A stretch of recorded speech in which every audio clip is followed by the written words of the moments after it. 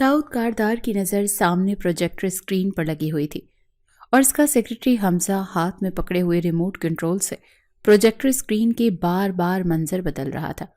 दाऊद कारदार अपनी थोड़ी पर दोनों हाथ रखे बहुत गौर से सामने लगे प्रोजेक्टर को और स्क्रीन को देख रहा था, जिसमें बहुत सारी वायरल वीडियोस बारी बारी चलती चली जा रही थी। तो ये है नाजरीन इस बाहिम्मत और बापर्दा लड़की की पकवान की दुकान, और ये सामने इस अमीरजादे का शानदार होटल जिसने इस मासूम लड़की को पैसे देकर धमकाया और यहाँ से इसकी दुकान हटाने का बोला, सिर्फ इसीलिए ये मासूम लड़की वही चीज़ें जो इस महंगे होटल में महंगे दामों बनती हैं उन्हें पकवान को अपने होटल में कम कीमत में बनाती है और फरोख्त करती है, क्योंकि ये बहुत ही अच्छी कुक है। दाऊद कारदार ने ये सुनकर अपना निचला होंठ दांतों तले काटा था। हमजा दूसरा मंजर दिखाने लगा जिसमें वो लड़की हिजाब और नकाब में चीख चीख कर बोल रही थी कि किस तरह उस बड़े से होटल के मालिक ने इसको ज़दोकोब करने की कोशिश की है और किस तरह से इसको नित नए तरीक़ों से इसकी दुकान यहाँ से हटाने को बोल रहे हैं। लड़की की शक्ल नज़र नहीं आ रही थी, सिर्फ आंखें नुमायाँ थी और आवाज़ सुनाई दे रही थी। हमजा ने फिर से स्क्रीन का मंजर बदल दिया। अब एक नई वीडियो चलने लगी थी। नाजरीन, हम इस बड़े होटल के मालिक से राब्ता करने की कोशिश कर रहे हैं, लेकिन सुना है कि इस होटल का मालिक बहुत असर और रसूख का है। ये लड़की इस शख्स के खिलाफ पुलिस में FIR कटवाने गई तो पुलिस ने उसकी FIR नहीं काटी। गरीब लोगों का यही हाल है कि उनकी फरियाद कोई नहीं सुनता है। बंद करो इसे, दाऊद कारदार कहता हुआ खड़ा हुआ तो हमजा ने प्रोजेक्टर स्क्रीन बंद कर दिया। वो अपने कोट के बटन बांधता हुआ तेज़ी से अपने मीटिंग रूम से बाहर निकला। हमजा भी तेज़ी तेज़ी उसके पीछे चलता आ रहा था। मुझे इस लड़की की तमाम डिटेल्स चाहिए, दाऊद कारदार ने हमजा को हिदायत देते हुए कहा। जी सर, तमाम डिटेल्स आपको लाकर देता हूँ और मैं खुद इस लड़की के घर जाऊँगा और इससे बात करूँगा। हमजा ने अज़्म से ज़ाहिर किया तो दाऊद कारदार एक पल को रुक गया। हमजा भी उसके अचानक रुकने पर चौंक कर रुका। नहीं, तुम्हें जाने की ज़रूरत नहीं है, अब मैं खुद इस लड़की से निपटूंगा। बस इसकी तमाम तर तफसीलात कुछ देर में मेरे टेबल पर होनी चाहिए। कहाँ रहती है, इसकी क्या कमज़ोरी है, ये प्लॉट इसका अपना है या नहीं, क्या इसे मेरे किसी दुश्मन ने यहाँ भेजा है मेरे और मेरे होटल की साख ख़राब करने के लिए? क्या वो वाकई गरीब है या गरीब कार्ड खेल रही है, या इसका ताल्लुक़ किसी खुफिया एजेंसी से है? क्योंकि एक आम सी मामूली सी लड़की इतनी निडर नहीं हो सकती जितनी निडर वो वीडियो में दिख रही है। ज़रूर इसके पीछे बहुत ही मजबूत हाथ है, दाऊद कारदार ने कहा तो हमजा सोच में पड़ गया। आप सही कह रहे हैं, वाकई इसके पीछे कोई मजबूत हाथ है, क्योंकि जब से वो मीडिया पर छाई हुई है तब से लेकर हमारे पास आने वाले लोग अब कम हो गए हैं। 50% हमारे पास खाना खाने वाले लोग अब या तो दूसरे होटलों में जा रहे हैं या फिर इस लड़की के पास आ रहे हैं। वो सब अमीर घराने के लोग हैं, लेकिन इनमें से बहुत सारे ऐसे हैं जो गरीबों से हमदर्दी रखते हैं और इसी हमदर्दी के बिना पर उस लड़की के होटल में आते हैं, खाना खाते हैं, व्लॉग्स बनाते हैं, सेल्फियां बनाते हैं और सोशल मीडिया पर अपलोड करते हैं कि हम इस लड़की को सपोर्ट करने के लिए इसके छोटे से होटल में गए थे। हमजा ने मजीद बताया, होटल तो ना कहो उसे, एक छोटी सी पकवान की दुकान ही लग रही है हमारे बड़े होटल के सामने। दाऊद कारदार अब होटल से निकलकर अपनी गाड़ी की तरफ बढ़ने लगा। हमजा भी उसके पीछे पीछे ही था। उसने एक नज़र उस लड़की के छोटे से होटल में डाली और गाड़ी में बैठ गया। उसकी हिदायत पर ड्राइवर गाड़ी को बहुत आहिस्ता से वहाँ से चला रहा था। उसने देखा कि हिजाब में मौजूद वो लड़की एक तरफ अपने काम में मगन है और दूसरी तरफ मीडिया वाले उसको कवरेज दे रहे हैं। सुबह से लेकर शाम तक मीडिया वालों का रश लगा रहता था इस लड़की के होटल के सामने। दाऊद ने गाड़ी का शीशा नीचे करके अपने महंगे मोबाइल के कैमरे को बहुत जूम करके उस लड़की की तस्वीर लेनी चाहिए।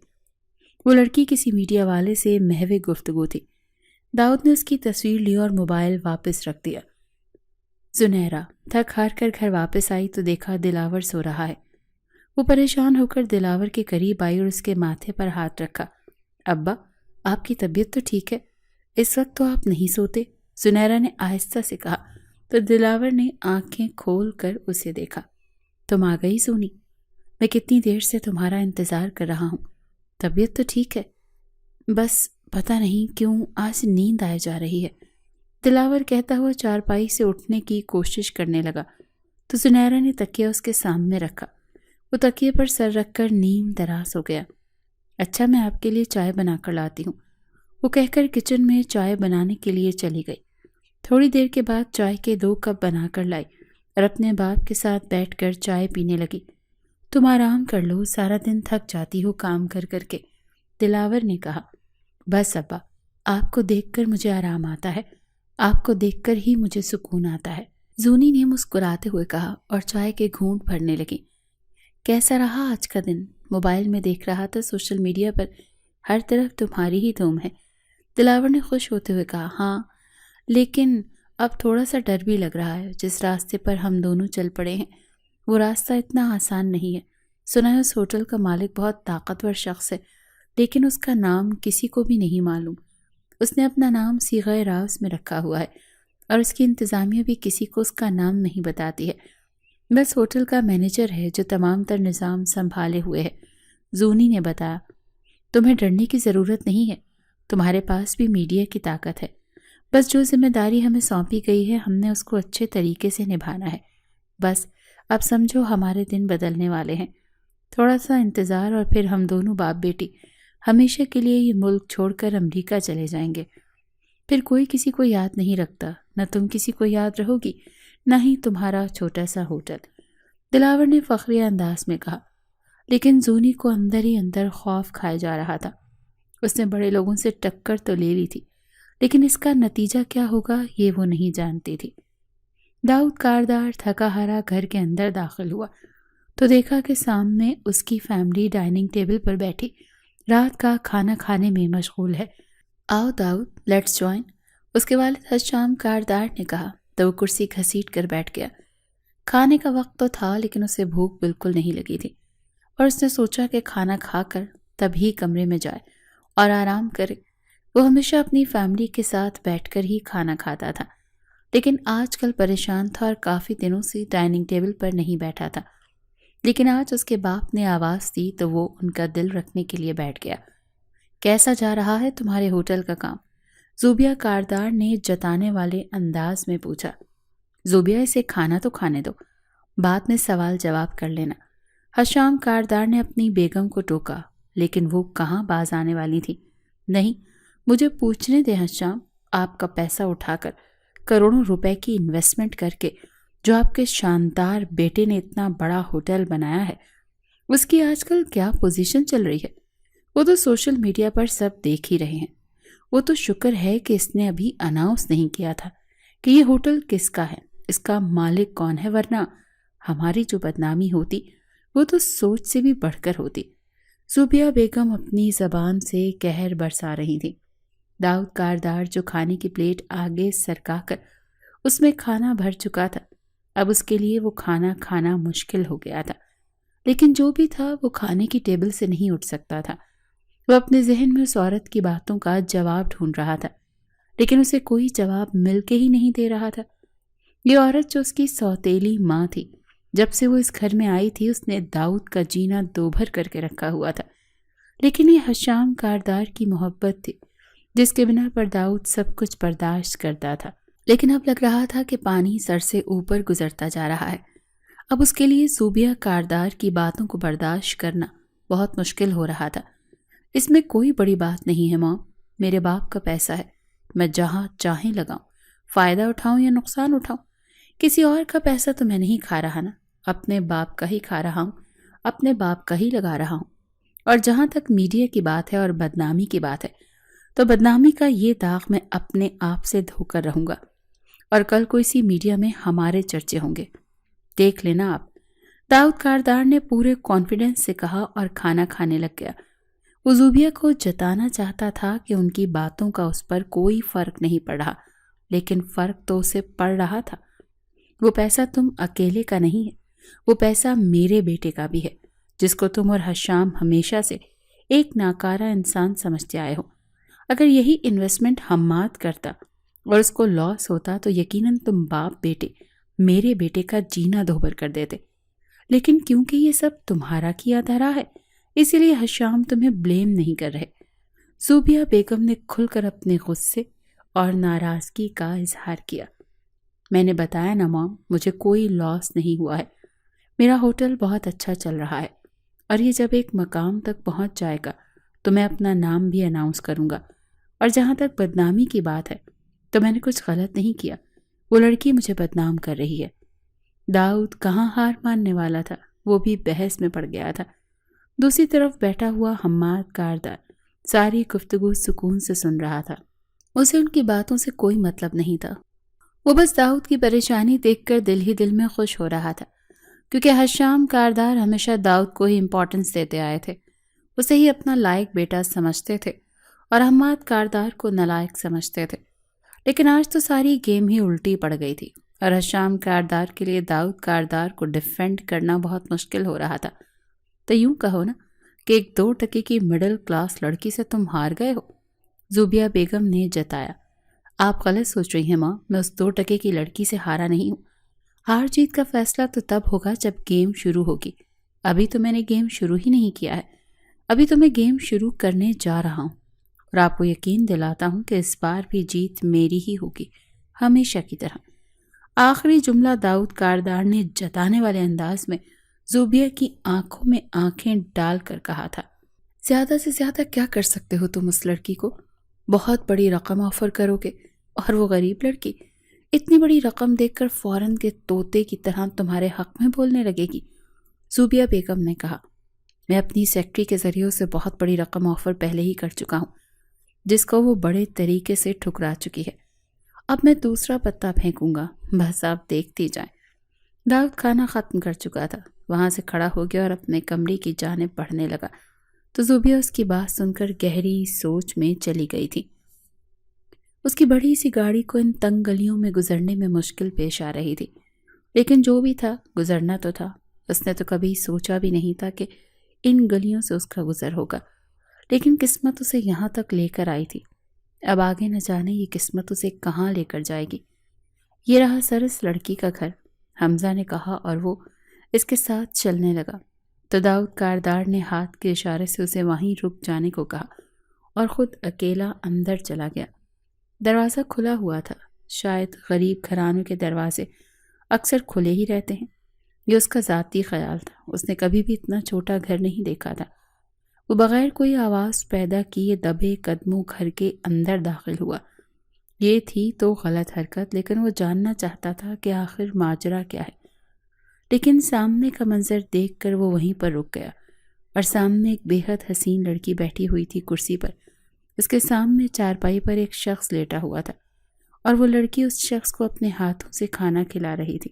حالانکہ وہ شخص دکھنے میں تندرست معلوم ہوتا تھا، لیکن پتہ نہیں کیوں وہ لڑکی اسے اپنے ہاتھوں سے کھانا کھلا رہی تھی، وہ چاہتا تو خود بھی کھانا کھا سکتا تھا۔ وہ کافی دیر تک اس منظر کو دیکھتا رہا، پھر اس نے گلا کھنکارا تو وہ دونوں اس کی طرف متوجہ ہوئے۔ سنیرا اسے دیکھ کر ایک دم سے کھڑی ہو گئی اور پہچاننے کی کوشش کرنے لگی، لیکن پہچان نہیں پائی۔ اس کو اندازہ ہو گیا تھا کہ یہ کوئی بہت امیر کبیر شخص ہے، اس کا حلیہ ہی اس کے اسٹیٹس کا پتہ دے رہا تھا۔ جب سے وہ میڈیا کی نظروں میں آئی تھی تب سے کوئی نہ کوئی اس سے ملنے کے لیے آتا تھا، اسی لیے وہ دروازہ کھلا رکھتی تھی، بار بار جا کر دروازہ کھولنا اس کے بس کی بات نہیں تھی۔ کبھی میڈیا والے آ جاتے تو کبھی کوئی سوشل ورکر، وہ سمجھی کہ ایسا ہی کوئی شخص ہے، لیکن اگلے ہی پل اس شخص کے جملے نے اس کے خیالات بدل دیے۔ میرا نام داؤد کاردار ہے اور میں اسی ہوٹل کا مالک ہوں جس ہوٹل کی ساکھ خراب کرنے میں آپ نے کوئی کسر نہیں چھوڑی، داؤد کاردار کہتا ہوا سامنے کرسی گھسیٹ کر بیٹھ گیا تھا۔ یہ بات سن کر تو اس لڑکی کی سٹی گم ہو گئی تھی، لیکن اس نے اپنے آپ کو سنبھالنے کی بھرپور اداکاری کی۔ دل میں تو وہ خوفزدہ ہو گئی تھی، لیکن اپنا یہ خوف داؤد کاردار پر ظاہر نہیں کرنا چاہتی تھی۔ زنیرہ کو بالکل بھی توقع نہیں تھی کہ یہ شخص اس کے گھر تک آ جائے گا، تو آپ نے بھی ہمیں زدوکوب کرنے میں کوئی کسر نہیں چھوڑی۔ آئے دن اپنے لوگ میرے پاس بھیجتے رہتے ہیں، کبھی دھمکیاں بھجواتے ہیں تو کبھی پیسے کا لالچ دیتے ہیں، میں لالچی لڑکی نہیں ہوں۔ زنیرہ نے جتانے والے انداز میں بہادری کا مظاہرہ کرتے ہوئے اس کی آنکھوں میں آنکھیں ڈال کر کہا، تو ایک پل کے لیے داؤد کاردار اس کی آنکھوں میں کھو سا گیا، لیکن پھر جلدی سے سنبھل گیا۔ خیر، میں یہاں یہ سب باتیں کرنے نہیں آیا ہوں، ان سب باتوں کا وقت گزر چکا ہے، میں کچھ اور کہنے آیا ہوں، داؤد کاردار نے کہا تو زنیرہ نے اپنے باپ کو پریشانی سے دیکھا۔ اس کا باپ بھی پریشان ہو گیا تھا۔ ہمیں آپ کی کوئی آفر قبول نہیں ہے، اور میں بالکل بھی یہ جگہ نہیں چھوڑوں گی جہاں پر آپ نے ہوٹل بنایا ہے۔ وہاں پر یہ چھوٹا سا پلاٹ میرے دادا کو گورنمنٹ کی طرف سے ملا ہوا تھا۔ وہ پولیس محکمے میں کام کرتے تھے۔ سرکار کی طرف سے دی ہوئی اس زمین کے تمام تر کاغذات ہمارے پاس موجود ہیں، اور اگر آپ نے ہمیں یہاں سے اٹھ جانے کا کہا تو جان لیں میرے پاس میڈیا کی طاقت ہے، اور یہ میڈیا کی طاقت ہے کہ آپ جیسا امیر کبیر شخص میرے اس غریب خانے میں آنے پر آج مجبور ہو گیا۔ زنیرہ نے جتانے والے انداز میں کہا، میں یہاں پر میڈیا کے ہاتھوں مجبور ہو کر یا ہوٹل کی وجہ سے مجبور ہو کر نہیں آیا ہوں، میں یہاں پر دل کے ہاتھوں مجبور ہو کر آیا ہوں، داؤد کاردار نے ٹانگ پر ٹانگ رکھتے ہوئے جتانے والے انداز میں کہا۔ کیا مطلب، دل کے ہاتھوں؟ زنیرہ تھوڑا سا پزل ہو گئی تھی۔ میں نے آپ کو کئی بار اپنے ہوٹل کے سامنے دیکھا تھا، اور ایک بار میں نے آپ کو بغیر حجاب کے دیکھ لیا جب میں اپنی گاڑی میں بیٹھنے جا رہا تھا۔ اگر میں کہوں کہ میں آپ سے پہلی نظر کی محبت کا شکار ہو گیا ہوں تو؟ داؤد کاردار نے اپنا پتہ پھینکا تھا۔ دوسری طرف زنیرہ انصاری کو بالکل بھی اس بات کی توقع نہیں تھی۔ وہ تھوڑی دیر تو ہکا بکا رہ کر اس کو دیکھنے لگی، پھر اپنے ذہن میں جواب سوچنے لگی۔ دوسری طرف دلاور یہ سن کر چونک گیا تھا۔ یہ یقیناً آپ کے والد ہیں۔ کل آج میں آپ کے سامنے آپ کی بیٹی کا عزت سے ہاتھ مانگ رہا ہوں۔ میں آپ کی بیٹی سے نکاح کر کے اسے عزت سے اپنی بیوی بنانا چاہتا ہوں، کیونکہ میں اس سے محبت کر بیٹھا ہوں۔ اگر مناسب سمجھیں تو آپ اس پرپوزل پر غور کریں اور پھر مجھے جواب دیں۔ یہ میرا کارڈ ہے، میں آپ کے جواب کا منتظر رہوں گا۔ داؤد کاردار نے اپنا کارڈ دلاور کے ہاتھوں تھماتے ہوئے کہا اور کھڑا ہو گیا۔ جاتے جاتے اس نے ایک نظر زنیرہ پر ڈالی اور پھر وہاں سے اچھل ہو گیا۔ یہ سب کیا تھا ابا؟ کیا یہ اس کی کوئی نئی چال ہے؟ زنیرہ نے حیرت سے پوچھا، لیکن دلاور تو حیران ہو کر اس کارڈ کو دیکھ رہا تھا جہاں پر داؤد کاردار کا فون نمبر لکھا ہوا تھا۔ اس نے زنیرہ کی بات کا کوئی جواب نہیں دیا تھا۔ زنیرہ ایک دم سے اپنے کمرے میں آئی اور اپنا فون اٹھایا اور ایک نمبر ڈائل کیا۔ ہیلو میڈم، آپ کا بیٹا تو میرے گھر تک آ گیا ہے، اور بجائے اس کے کہ وہ مجھے ڈراتا دھمکاتا یا کچھ اور آفر کرتا، وہ تو مجھے شادی کی آفر کر کے گیا ہے۔ اب میں کیا کروں؟ زنیرہ نے پریشانی سے کہا تو دوسری طرف زوبیہ کاردار کے چہرے پر مسکراہٹ پھیل گئی تھی۔ یہ تو بہت اچھی بات ہے، فوراً سے اس شادی کی آفر قبول کر لو، زوبیہ کاردار نے جواب دیا۔ لیکن میڈم، میں ایسا کیسے کر سکتی ہوں؟ یہ سب تو ہمارے پلان میں شامل نہیں تھا، آپ نے تو کچھ اور ہی پلان بنایا تھا، زنیرہ نے پریشانی سے کہا۔ ہاں، لیکن اب میں نے اپنا پلان بدل لیا ہے، بس تم اس کی آفر قبول کر لو اور آگے جیسا جیسا میں کہتی جاتی ہوں ویسا ویسا کرتی جاؤ۔ گڈ گرل، زوبیہ کاردار نے کہا تو وہ سوچ میں پڑ گئی۔ ہاں لیکن میڈم، یہ کوئی ہم بات نہیں ہے، وہ شادی کی بات کر رہا ہے، آپ سمجھتی ہیں نا، مجھے اس کے ساتھ رہنا پڑے گا اور وہ مجھے نقصان بھی پہنچا سکتا ہے۔ زنیرہ نے کہا، میں تمہارے ساتھ ہوں، تمہیں ڈرنے کی ضرورت نہیں، بس جیسا کہہ رہی ہوں ویسا کرو۔ زوبیہ کاردار نے یہ کہہ کر کال کاٹ دی۔ زنیرہ اب گہری سوچ میں چلی گئی تھی کہ کیا کرے۔ میرے خیال سے تمہیں یہ رشتہ قبول کر لینا چاہیے اور زوبیہ کاردار کی جان چھوڑ دینی چاہیے۔ زوبیہ کاردار تمہیں تھوڑے سے پیسے دے کر باہر ملک بھجوا دے گی اور تمہارا نام و نشان ہی نہیں رہے گا، اور دوسری طرف داؤد کاردار جو تمہیں عزت سے اپنے گھر میں رکھے گا، تمہیں نام ملے گا، شہرت ملے گی، پیسہ ملے گا، سب کچھ جو ایک لڑکی چاہتی ہے، بجائے اس کے کہ ہم دوسرے ملک جا کر گمنامی کی زندگی گزاریں۔ اپنے ملک میں ہی ہم ایک شاندار زندگی گزار سکتے ہیں، بس تمہارے ہاں کہنے کی دیر ہے۔ دلاور نے اسے سمجھاتے ہوئے کہا، ابا یہ سب اتنا آسان نہیں ہے، اسے مجھ سے کوئی پہلی نظر کا پیار نہیں ہوا ہے، وہ ایک پکا کھلاڑی ہے اور کھیل کھیل رہا ہے ہمارے ساتھ، وہ مجھ سے شادی کر کے اس شخص تک پہنچنا چاہتا ہے جس نے مجھے خریدا ہے۔ وہ یہ جان گیا ہے کہ میرے پیچھے بہت مضبوط ہاتھ ہے اور وہ اسی ہاتھ تک پہنچنے کے لیے مجھے یہ آفر کر کے گیا ہے۔ دوسری طرف زوبیہ بیگم بھی یہی کہہ رہی تھی کہ میں اس کی آفر قبول کر لوں۔ انہوں نے اپنا پلان بدل دیا ہے۔ سنیرا نے بتایا تو دلاور سوچ میں پڑ گیا۔ سمجھ میں نہیں آ رہا کہ آخر یہ لوگ کیا چاہتے ہیں۔ ایسا نہ ہو کہ ان لوگوں کی لڑائی میں ہم غریب لوگ پس کر رہ جائیں۔ تم صاف زوبیہ سے کہو کہ پلان نہیں بدلے گا، جس پلان پر چل رہے ہیں اسی پر چلتے رہیں گے۔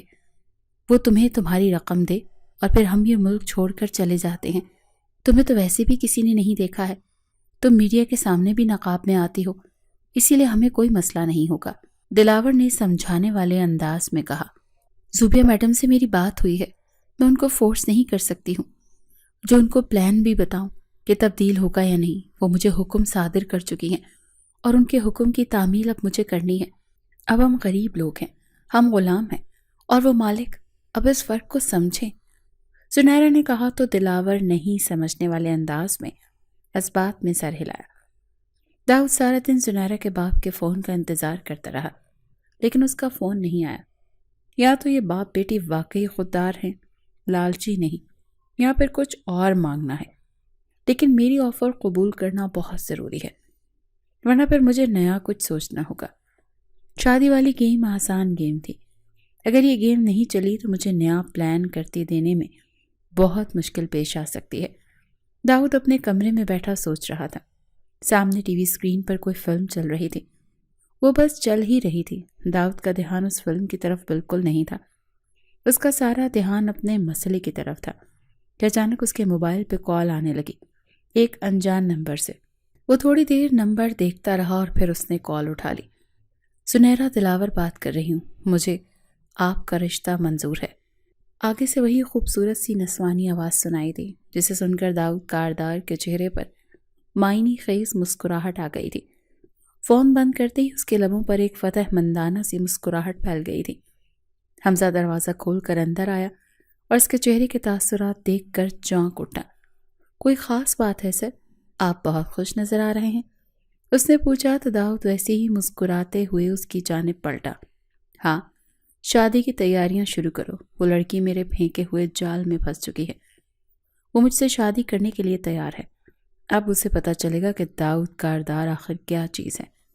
حمزہ نے بھی چونک کر داؤد کاردار کی طرف دیکھا، لیکن جو خبر وہ سنا رہا تھا وہ خبر واقعی چونکا دینے والی تھی۔ سر ہلاتے ہوئے حمزہ باہر پلٹ گیا تھا۔ دور اپنے چھوٹے سے گھر میں بیٹھی ہوئی سنیرا کی آنکھوں میں آنسو بھر آئے تھے۔ شادی کے لیے ہاں تو اس نے کر دی تھی، لیکن وہ اچھی طرح سے جانتی تھی کہ اس کھیل کا انجام کچھ اچھا نہیں ہونے والا۔ داؤد کاردار کے لہجے میں بھلے ہی مٹھاس تھی، ہونٹوں پر بھلے ہی مسکراہٹ تھی، لیکن آنکھوں میں چھپی سنگینی وہ صاف دیکھ سکتی تھی۔ پوری رات اس کی یہی سوچتے ہوئے گزر گئی۔ اگلے دن اس کی آنکھ کھلی تو گھڑی میں 9 بج رہے تھے۔ اوہو، آج تو دیر ہو گئی، مجھے صبح صبح جا کر تیاری کرنی تھی مجھے تو۔ وہ گھبرا کر اٹھی، لمبے بال شانوں پر بکھرے ہوئے تھے۔ انہیں سنبھالتی وہ تیزی سے واش روم میں جا گھسی۔ ہاتھ منہ دھو کر وہ بھی باہر نکلی ہی تھی کہ اچانک اس کی نگاہ اپنے کمرے میں بیٹھے دلاور صاحب پر پڑی۔ وہ بھی چونک اٹھی۔ دلاور کے ہاتھوں میں موبائل فون تھا جس کی اسکرین پر کوئی نیوز چل رہی تھی، اور وہ پریشانی بھرے تاثرات لیے وہی خبر دیکھ رہا تھا۔ کیا بات ہے ابو، آپ اتنی صبح صبح کمرے سے باہر کیوں آ گئے؟ دلاور نے سر اٹھا کر پتھریلی نگاہ سے سنیرا کو دیکھا کہ دیکھو خبروں میں کیا چل رہا ہے، پتہ نہیں یہ سب کچھ کیا ہو رہا ہے، میری تو سمجھ سے باہر ہے۔ دلاور نے موبائل سنیرا کے جانب بڑھایا۔ حیران ہوتے ہوئے اس نے موبائل ہاتھ میں تھاما۔ واقعی سامنے جو کچھ چل رہا تھا وہ نظر انداز کرنے کے لائق نہیں تھا۔ رپورٹر چلا چلا کر بتا رہی تھی کہ آئیے ناظرین، آج ہم موجود ہیں اس شاندار اور بڑے سے ریسٹورانٹ میں جس کا مقابلہ کر رہی تھی گزشتہ کافی دنوں سے ایک نازک اور باپردہ لڑکی، لیکن آج ہی یہ خبر سامنے آئی ہے کہ اس ہوٹل کے مالک نے خود اس لڑکی سے شادی کا اعلان کر دیا۔ ہمارے اندرونی خبریں لانے والے رپورٹر کا کہنا ہے کہ لڑکی نے پچھلے دنوں جو کچھ کیا وہ سب صرف اس لیے تھا کہ وہ اس ہوٹل کے مالک تک رسائی حاصل کر سکے۔ وہ اس کی سادگی سے متاثر ہوا ہے اور اب وہ جلد ہی خوب دھوم دھام سے اس لڑکی سے شادی کرنے والا ہے۔ سنیرا کے قدموں تلے سے زمین نکل گئی۔ ریسٹورانٹ کے سامنے ہزاروں کی تعداد میں تماشائی جمع تھے۔ اس کا پکوان سینٹر بھی کئی میڈیا رپورٹرز کی زد میں تھا۔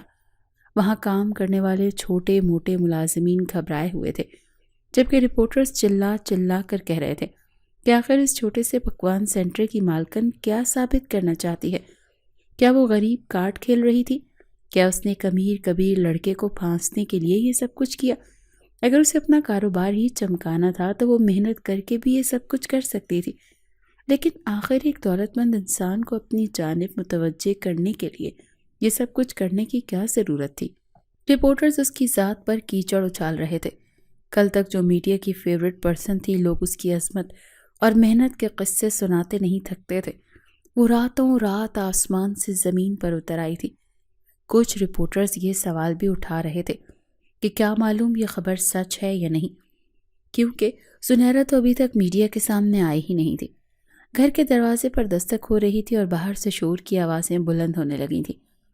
سنیرا نے گھبرا کر اپنے بند دروازے کو دیکھا، جو باہر سے آنے والی آوازوں کے سامنے کمزور پڑ رہا تھا۔ یقیناً سارے رپورٹرز اب سچ جاننے کے لیے اس کے دروازے پر موجود تھے۔ سنیرا اپنا سر پکڑ کر بیٹھ گئی تھی۔ اسے سمجھ نہیں آ رہا تھا کہ داؤد کاردار نے یہ سب کچھ کیوں کیا ہے۔ کیا وہ اس کے جال میں پھنس چکی ہے؟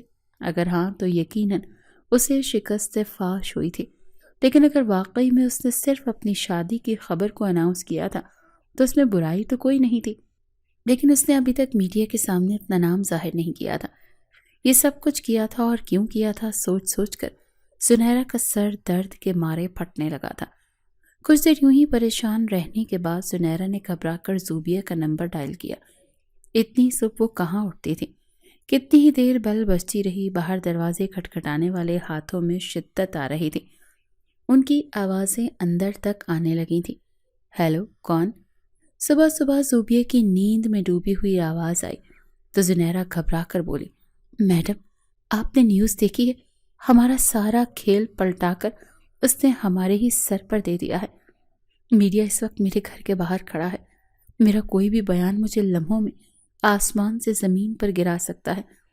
میں نہیں جانتی یہ سارا بیان اس نے کیوں دیا۔ وہ مجھ سے شادی کرنا چاہتا تھا، لیکن اس نے میڈیا کو یہ سب کچھ کیوں بتایا؟ سنیرا گھبرا کر رو پڑنے کے قریب تھی جب دوسری جانب زوبیہ چونک کر سیدھی ہوئی۔ اچھا رکو، میں دیکھتی ہوں۔ اس نے ریموٹ سے سامنے لگا بڑا سا ٹی وی آن کیا۔ سامنے نیوز چل رہی تھی۔ اسکرین پر بار بار داؤد کاردار کا ریسٹورانٹ دکھایا جا رہا تھا اور سنیرا کی پرانی فوٹیجز چلائی جا رہی تھی، جس میں وہ اس عالی شان ہوٹل کے نادیدہ مالک کو برا بھلا کہہ رہی تھی۔ ساتھ ساتھ سوال اٹھایا جا رہا تھا کہ کیا سنیرا کاردار کا سارا مقصد صرف اس ہوٹل کے مالک کی توجہ حاصل کرنا تھا؟ زوبیہ نے ایک بات نوٹ کی، میڈیا والوں کو ابھی تک ہوٹل کے مالک کا نام معلوم نہیں تھا اور نہ ہی انہوں نے اس کی شناخت ظاہر کی تھی۔ شاید انہیں خود بھی پتہ نہیں تھا، بس کسی نے خفیہ طور پر یہ خبر لیک کی تھی، یا پھر شاید داؤد نے خود یہ خبر لیک کروائی تھی۔ آخر کیا چاہتا ہے یہ لڑکا؟ اس کے پاس اتنا دماغ آتا کہاں سے ہے؟ زوبیہ نے ریموٹ صوفے پر پٹخا۔ سنیرا کو دوبارہ کال آ رہی تھی۔ بیزار ہوتے اس نے موبائل کان سے لگایا۔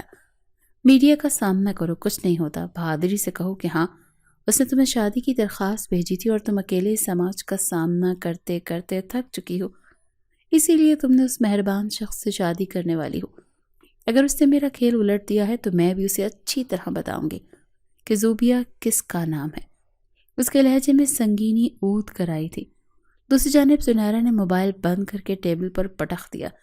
آخر یہ لوگ اپنی سازشوں کے بیچ میں اسے کیوں پیس رہے تھے؟ اگر وہ دلاور صاحب کے ہارٹ سرجری کی وجہ سے مجبور نہ ہوتی تو کبھی بھی ان لوگوں کی باتوں میں نہ آتی، لیکن اس کی قسمت بری تھی کہ دلاور صاحب کے دل میں جو سوراخ تھا اس کا علاج پاکستان میں ہونا ممکن ہی نہیں تھا۔ اس کے لیے لازمی تھا کہ وہ بیرون ملک چلی جاتی، اور اتنا پیسہ نہ تو اس کے پاس تھا اور نہ ہی اس کے باپ کے پاس۔ مجبوراً اسے یہ سارا کھیل رچانا پڑا۔ چہرے پر ہاتھ پھیرتے ہوئے اس نے خود کو کمپوز کیا اور نقاب لگا کر باہر چلی آئی۔ دروازہ کھولتے ہی میڈیا کا ایک طوفان تھا جو امٹ کر اس کے گھر میں جمع ہو گیا تھا۔ مس سنیرا، آپ کیا کہنا چاہیں گی؟ ہوٹل کے مالک نے آپ سے شادی کا دعویٰ کیا ہے۔ ہمیں اندرونی طور پر خبر ملی ہے کہ آپ دونوں کی شادی کی تیاریاں چل رہی ہیں۔ کیا یہ بات درست ہے؟ ایک رپورٹر نے مائک تقریباً اس کے منہ میں گھسیڑتے ہوئے کہا۔ زنیرہ نے گھبرا کر اپنا نقاب درست کیا۔ جی ہاں، یہ بات درست ہے، میں اکیلے سب کا مقابلہ نہیں کر سکتی، اور ویسے بھی انہوں نے مجھے بہت شائستگی سے شادی کی درخواست کی ہے۔ میں اکیلی لڑکی ہوں، اور اکیلی لڑکی کو اس معاشرے میں سہارے کی ضرورت ہوتی ہے، اسی لیے میں ان سے شادی کی درخواست کو قبول کرتی ہوں۔ جلدی ہم دونوں کی شادی کی خبر آپ لوگوں کو مل جائے گی۔ نپا تلا جواب دے کر وہ پیچھے ہٹنے لگی، لیکن ایک کے بعد ایک سوال اسے بری طرح سے گھبرائے جا رہے تھے۔ کئی لڑکیاں رپورٹر تھیں، مگر کئی مرد تھے جو دیدہ دلیری سے آگے بڑھ بڑھ کر اس سے سوال کر رہے تھے۔ زنیرہ کی آنکھوں میں چھلکتی گھبراہٹ صاف دکھائی دے رہی تھی۔ اپنے شاندار آفس میں بیٹھا ہوا داؤد کاردار یہ سارا منظر دیکھ رہا تھا۔ حمزہ نے ہاتھ کی اسکرین سے موبائل پر چلتی نیوز کو روکا۔ داؤد کی آنکھوں میں واضح ناپسندیدگی تھی۔ معلوم نہیں اسے کس بات کا برا لگا تھا آخر۔ میڈیا کو مسئلہ کیا ہے؟ یہ اس کے گھر کیوں جا پہنچے ہیں؟ داؤد کاردار نے کہا تو حمزہ نے حیران ہوتے ہوئے اسے دیکھا۔ یہی تو ہمارا پلان تھا۔ میڈیا اب اس سے سوال کر رہا ہے اور صاف نظر آ رہا ہے کہ اس سے کوئی جواب نہیں بن پا رہا۔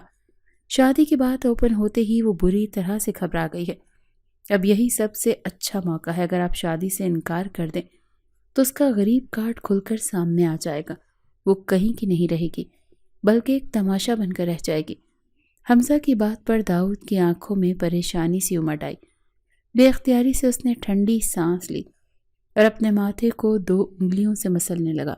نہیں، میں انکار نہیں کروں گا، شادی کی تیاریاں ایسے ہی چلنی چاہیے۔ ہاں، مگر ایک کام کرو، اس کے گھر کے باہر سیکیورٹی ارینج کر دو۔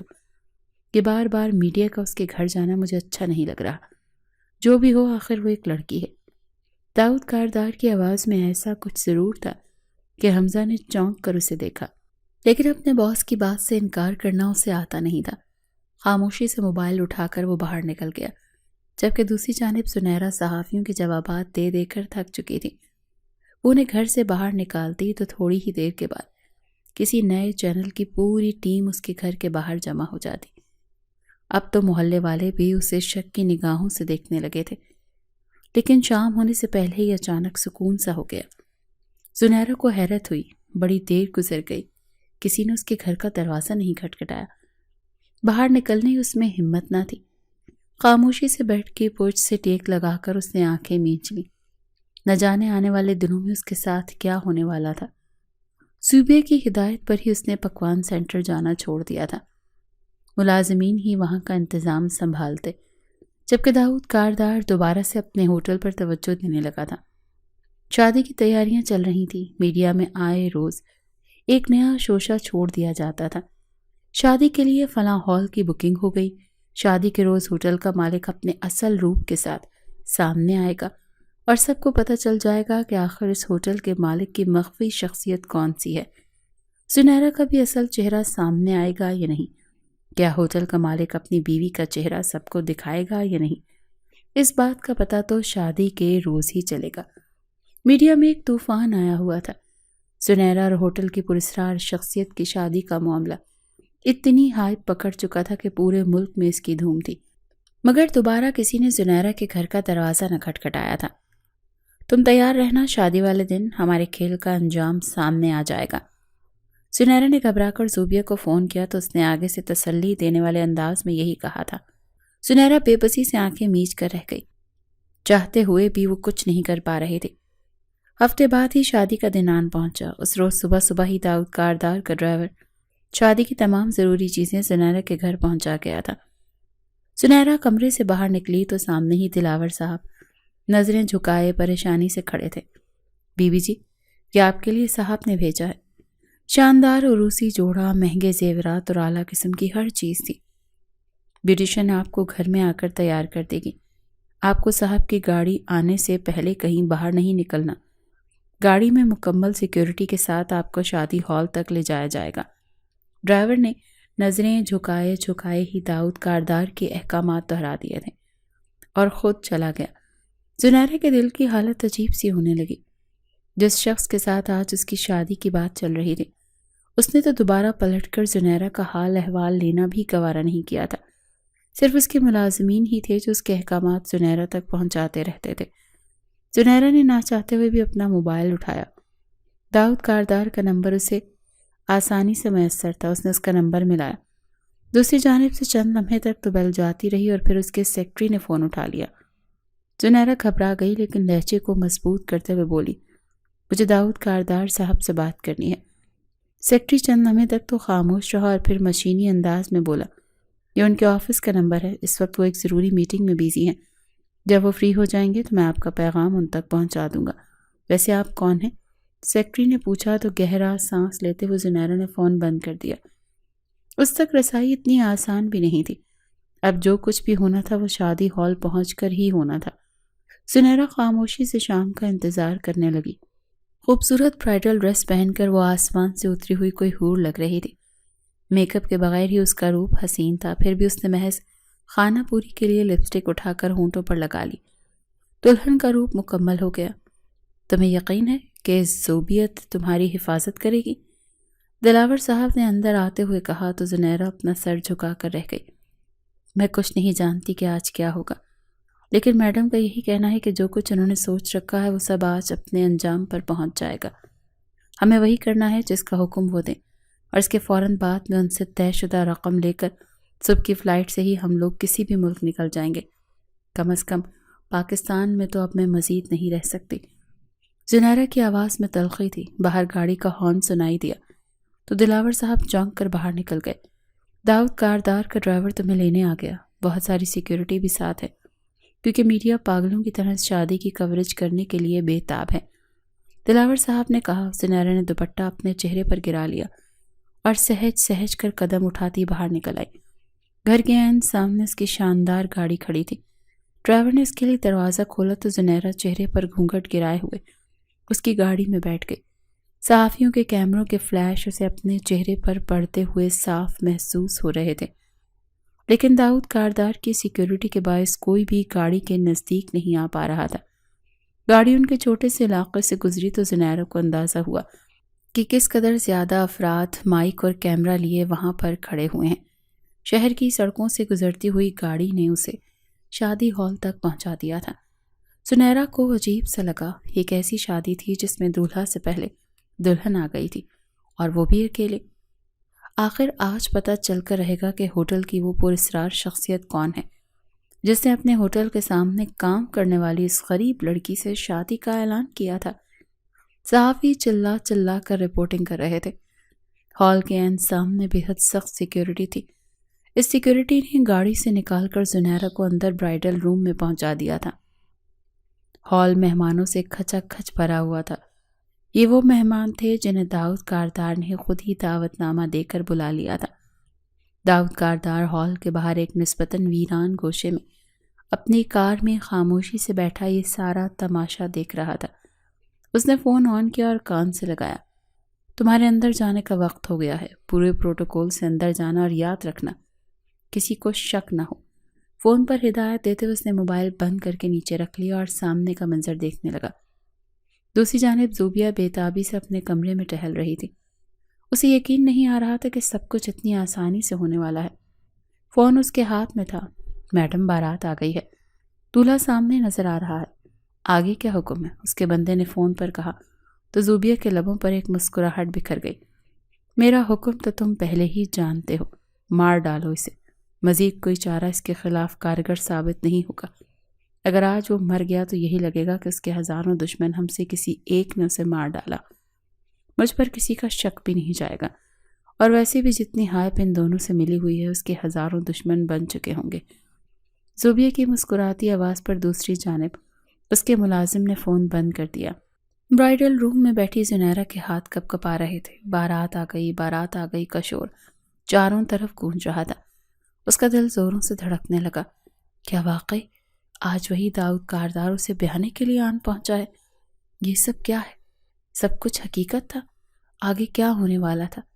وہ اپنے خیالوں میں گم تھی کہ اچانک فائر کی ایک زوردار آواز آئی۔ ہال میں چیخ و پکار مچ گئی۔ لوگ ایک دوسرے کے اوپر سے پھلانگتے ہوئے گزرنے لگے۔ فلیشز دھڑا دھڑ زمین پر گرنے والے تھے۔ اس لاش کی تصویر لے رہے تھے جسے کسی اندھی گولی نے اپنا نشانہ بنا لیا۔ اس کے گلے میں پھولوں کے ہار تھے، چہرے پر صحرا۔ یہ یقیناً وہی دولہا تھا رپورٹر بیتابی سے کوریج کر رہے تھے۔ کسی نے آگے بڑھ کر زمین پر پڑے ہوئے دولہا کو پلٹایا اور اس کے چہرے سے سہرا ہٹا دیا۔ سب کے سب ساکت رہ گئے۔ وہ کوئی اور نہیں بلکہ ہوٹل کا مینیجر حمزہ تھا۔ کیا وہی تھا ہوٹل کا مالک؟ رپورٹنگ کرنے والے افراد پاگلوں کی طرح اس کی تصاویر لے رہے تھے۔ میڈیا پر اس خبر کو بریکنگ نیوز کے طور پر نشر کیا جا رہا تھا۔ حمزہ کی حالت خراب تھی۔ وہ زندہ تھا لیکن خون تیزی سے بہہ رہا تھا۔ داؤد کاردار کی سیکیورٹی نے جلدی سے اٹھا کر اسے گاڑی میں منتقل کر دیا۔ شادی ہال تیزی سے خالی ہونے لگا۔ اندر کمرے میں بیٹھی ہوئی زنیرہ کا دل زور زور سے دھڑک رہا تھا جب اچانک برائڈل روم کا پچھلا دروازہ کھلا اور کسی نے اسے آواز دی، جلدی سے گاڑی میں آ کر بیٹھ جاؤ زنیرہ۔ زنیرہ نے گھبرا کر دیکھا۔ پچھلی جانب کھلنے والے اس چھوٹے سے دروازے کے عین باہر داؤد کاردار کھڑا تھا۔ اس کے چہرے پر ہلکی سی مسکراہٹ تھی۔ اس کی گاڑی کا دروازہ کھلا ہوا تھا۔ زنیرہ گھبرا کر اٹھی۔ اس کے موبائل پر زوبیہ کی کال آ رہی تھی۔ گاڑی میں بیٹھنے سے پہلے وہ جان لینا چاہتی تھی کہ آخر یہ سب کیا ہوا۔ اس نے موبائل آن کر کے کان سے لگایا۔ اس نے ایک دفعہ پھر ہم سب کو ڈاش دے دیا اور مجھے لگتا ہے کہ اس بار اس کے ساتھ تم بھی شامل ہو۔ اس نے اپنے بجائے اپنے کسی ملازم کو تمہارا دولہا بنا کر بھیج دیا۔ میں ملک سے فرار ہو رہی ہوں کیونکہ حشام کو پتہ چل گیا ہے کہ یہ سب کچھ میں نے کیا تھا۔ اپنا جو بھی کرنا ہے اب تم خود ہی دیکھ لو۔ زوبیہ نے اطلاع دیتے ہوئے فون کاٹ دیا۔ خود بھی وہ عجلت میں تھی۔ زنیرہ کی آنکھوں میں آنسو امڑنے لگے۔ باہر پولیس کی آوازیں سنائی دے رہی تھیں۔ یقیناً اس سے بھی پوچھ گچھ ہوتی، مگر عین اسی لمحے داؤد کاردار نے آگے بڑھ کر اس کا ہاتھ تھام کر اسے گاڑی میں بٹھا لیا تھا۔